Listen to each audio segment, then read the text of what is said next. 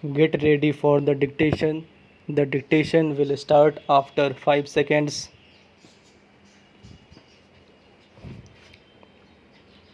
Start. Mr. Vice Chairman, sir, by moving this bill for consideration, my honorable friend has raised a very important question affecting public life. There could be absolutely no matter of doubt that the corruption in public life has become rampant. As a result of this, people in public life have become great suspects. In a seminar which I was attending on code of conduct for public men, somebody observed that once a man becomes a minister, occupies a seat of power for generations, his economic problems are solved. It may be an exaggerated statement, but it has been our sad experience that people who have occupied high positions in public life, who have become ministers, members of parliament, or members of legislatures, have overnight become affluent persons. This may not be true of all members of parliament.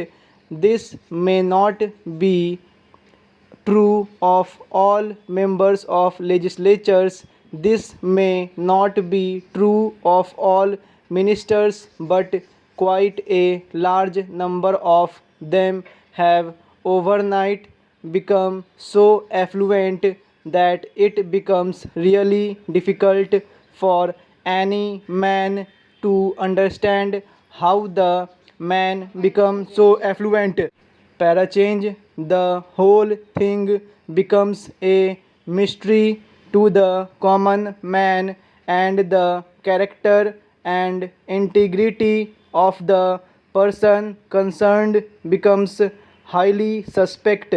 I know, sir, that it would be too much to expect the same standard of public behavior as we had during the days of Ramayan.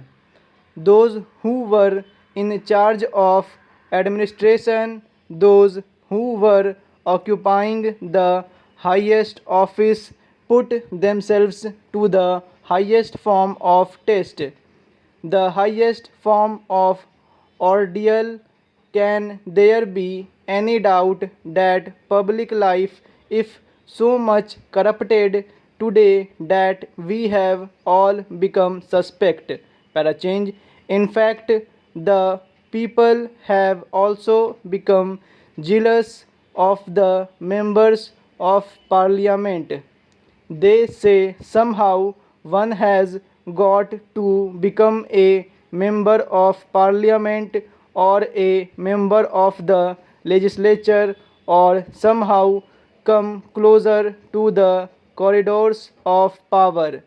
Why do they say this? Because they see the sudden change in the outlook, the behavior, the kind of living of a particular individual.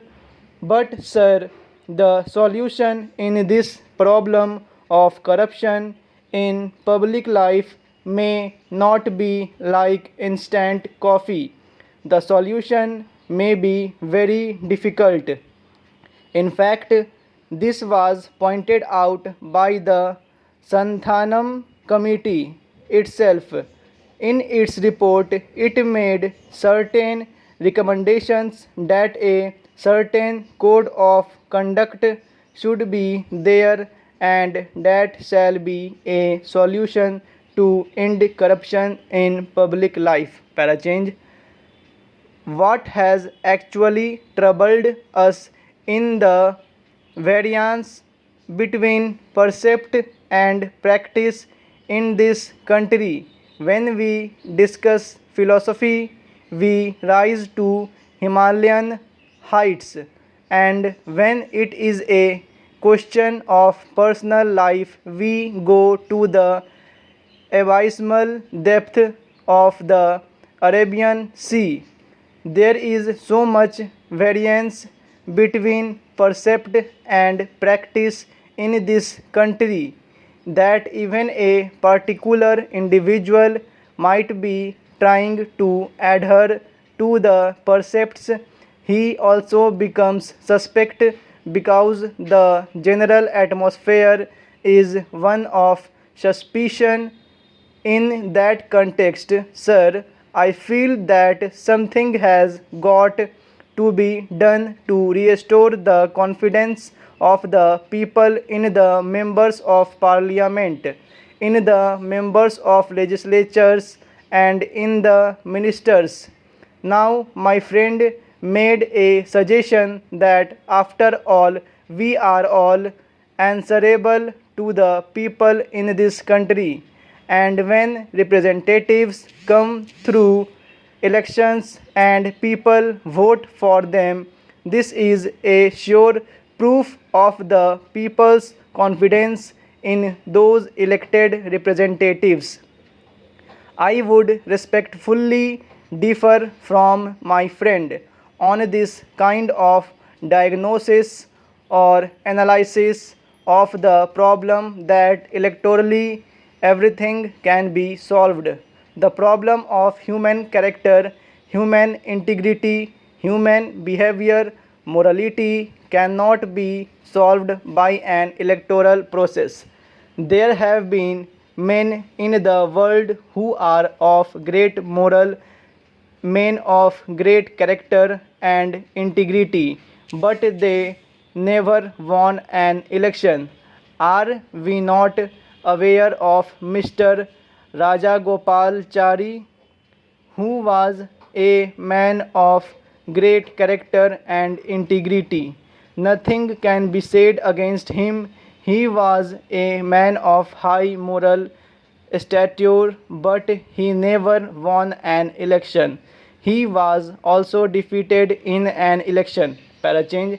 Let us not try to beguile ourselves by saying that by our being electorally established, our character is established, our integrity is established, our moral standard is established. After all, the kind of electoral system that we have in this country itself corrupts the entire political system, the entire politics in this country. How many of us can claim that we limit ourselves to the amount prescribed in the Representation of the People Act when we contest an election? Which member of parliament does not spend above that amount? How many of us file a true return in compliance with the provisions of the Representations of the People Act? Most of the candidates file false returns, and this has been taken as an accepted way of life. Therefore, we should not accept that once it is electorally established that somebody has been elected, he must automatically be deemed to be a man of character, a man of integrity, and so on and so forth. Such a proposition, at least I personally cannot accept. Full stop.